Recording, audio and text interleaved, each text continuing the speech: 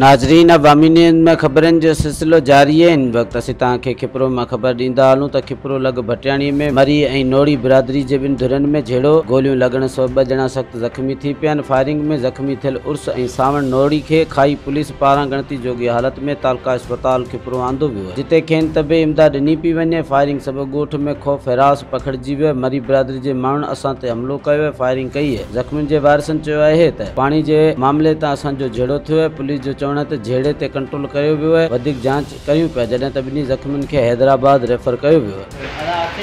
पानी के बारे में जॾहिं असीं वापसि वरियासीं न त कड़ तां असीं आयासीं ॿिए घर ॾे, उन जो घस ई कोन असां विचा आयासीं ॿिए त 2 ॼणा आया मोटरसाइकिल लोकाए असांखे कयूं हकल कयूं, असीं बीचासीं त अची हिकिड़े सिधा फायर कराया, सिधा फायर त को हेॾां भॻो को हेॾां भॻासीं त हिकिड़े जे मथां अची जीअं किरिया उन लठियूं कुआड़ियूं वाहे कढियूं। उन खां पोइ हिकिड़े हुन पिस्टल जो धकु हयूं, पिस्टल जो धकु हणण खां पोइ पुलिस अची वई, सरज़मीन ते पुलिस अची वई। ओॾीमहिल जॾहिं असांजा बि हमरा पहुता, पुलिस पहुती, हुननि जा माण्हू पहुता, पुलिस असांखे चयो हलिया वञूं, असीं पोइ हलिया वियासीं उतां माण्हू सुञाता केरु माण्हू कोन सुञाता। हाजी बबन मरी वियो। उन खां पोइ हाजी बबन जॾहिं गोली आई न, हाजी बबन आयो, उते पुलिस बीठी हुजे, पुलिस जे साम्हूं हाजी बबन गोली हई है।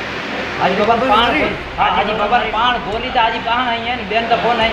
ॿिया माण्हू उन जा 40-50 माण्हू हथियारनि सां रखी विया सरज़मीन ते, मरी बिरादरी जा हुया। पुलिस बीठी, उन जे पोइ बि उन्हनि ओताक ते गोलियूं सिधियूं आयूं। ओताक अंदरि असांजा हमराहनि ॿियनि खे बि धकु कोन लॻा, हिकिड़ो ई धकु वियो, हिकिड़े धकु आहे। टोटल 2 माण्हू ज़ख़्मी आहिनि। 2 माण्हू ज़ख़्मी आहिनि। उन खां हाजी बबन पाण आया।